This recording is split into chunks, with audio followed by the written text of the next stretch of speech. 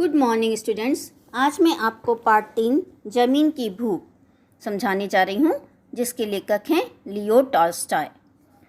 तो शुरू करते हैं आज का पार्ट, ज़मीन की भूख।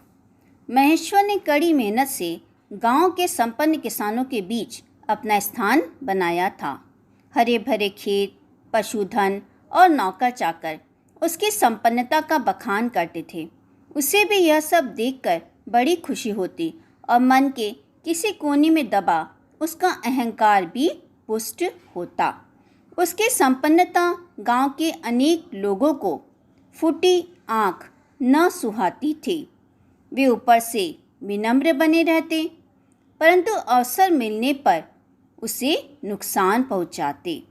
महेश्वर बड़ी विनम्रता से उन्हें समझाता, किंतु उन पर उस समझाने का कोई प्रभाव नहीं पड़ता था। उसका सबसे समीप का पड़ोसी उसे नुकसान पहुंचाने में सदा आगे रहता था। जब महेश्वर से यह सब सहा न गया तो उसने अदालत में अर्जी दी। किस बात की अर्जी दी? कि उसके पड़ोसी उसे नुकसान पहुंचाने की चेष्टा करते हैं। तो इसका परिणाम यह हुआ कि 2-3 लोगों को अदालत ने जुर्माने से दंडित किया और इस कारण लोग महेश्वर से बैर रखने लगे। बैर का अर्थ होता है शत्रुता। एक दिन महेश्वर अपने घर के बाहर चबूतरे पर चारपाई बिछाए बैठा था। एक परदेसी किसान उसके घर के सामने से निकला। उसने महेश्वर को बताया कि वह सतलुज पार से आ रहा है। वहाँ उपजाऊ जमीन यूं ही पड़ी है। वहाँ की बस्ती में नए बसने वाले किसान को 20 एकड़ जमीन मुफ्त मिल रही है। वहाँ रहकर खेती करने वाले किसान बड़ी जल्दी संपन्न हो जाते हैं। वहाँ के लोग संपन्न भी हैं और व्यवहारिक भी। वे चाहते हैं कि उनकी बस्ती बड़ी हो और अधिक लोग वहाँ रहें। महेश्वर अपने गांव के लोगों के व्यवहार से असंतुष्ट तो था ही। एक दिन गांव छोड़कर परिवार के साथ उस स्थान पर जा पहुंचा जिसकी चर्चा परदेसी किसान ने की थी। एक बड़े गांव की पंचायत में सम्मिलित होकर उसने जमीन का पट्टा प्राप्त कर लिया। सम्मिलित जमीन में से उसे और उसके परिवार के लिए 100 एकड़ जमीन दे दी गई थी। वह मेहनत से खेती करने लगा। अब वह पहले से भी अधिक संपन्न हो गया। उसने अपना नया मकान बनवा लिया और बहुत से जानवर खरीद लिए। महेश्वर आराम से रहता था और अपनी सफलता पर गर्व करता था। कुछ दिनों में वह अपने उस संपन्नता के जीवन का अभ्यस्त हो गया और अनुभव करने लगा कि उसकी जमीन पर्याप्त नहीं है।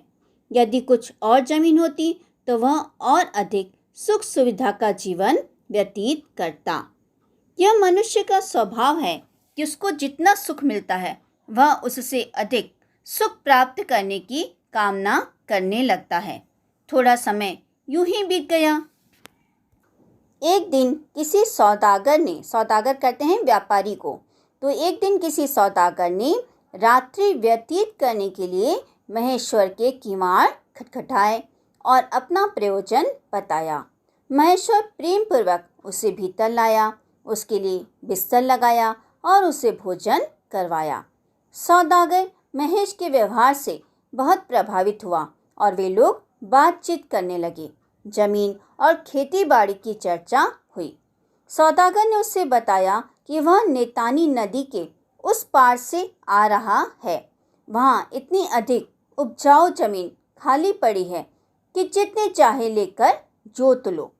सौदागर की बात सुनते ही महेश्वर नेतानी नदी के पार की जमीन का किसान बनने का सपना देखने लगा। फिर उसने अगले दिन सौदागर को विदा किया और सौदागर द्वारा बताए गए स्थान के विषय में आवश्यक पूछताछ की। संतुष्ट होकर उसने वहां जाने की तैयारी आरंभ कर दी। वहां के लोगों को भेंट देने के लिए उसने चाय के डिब्बे, मिठाई, कपड़े और अन्य अनेक वस्तुएं ले ली। घर की देखभाल का कार्य पत्नी को सौंपकर और एक आदमी अपने साथ लेकर वह यात्रा पर निकल पड़ा। 7 दिन बाद वह उस स्थान पर पहुंचा जहां से कोलों की बस्ती आरंभ होती थी। उसने देखा कि नदी के किनारे जमीन ही जमीन है और सब खाली पड़ी है। वहाँ के लोग खेती नहीं करते थे, पशुपालन और शिकार ही उनकी जीविका का आधार था। वहाँ के लोग सीधे और सरल स्वभाव के थे।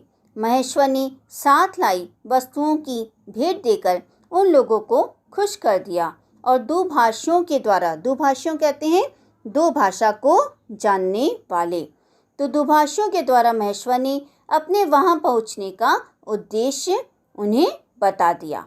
लोगों ने भी महेश्वर का उत्साह से स्वागत किया। उसे सबसे अच्छे डेरे में ले जाकर बैठाया। महेश्वर के सम्मान में उन लोगों ने एक शानदार दावत दी। महेश्वर ने कहा, मैं आपकी ज़मीन देखकर बहुत खुश हुआ हूँ।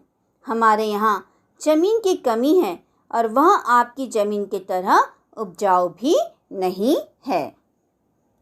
जब महेश्वर वहाँ के लोगों से बातचीत कर रहा था, उसी समय एक आदमी रोएदार बड़ी टोपी लगाए वहाँ आया।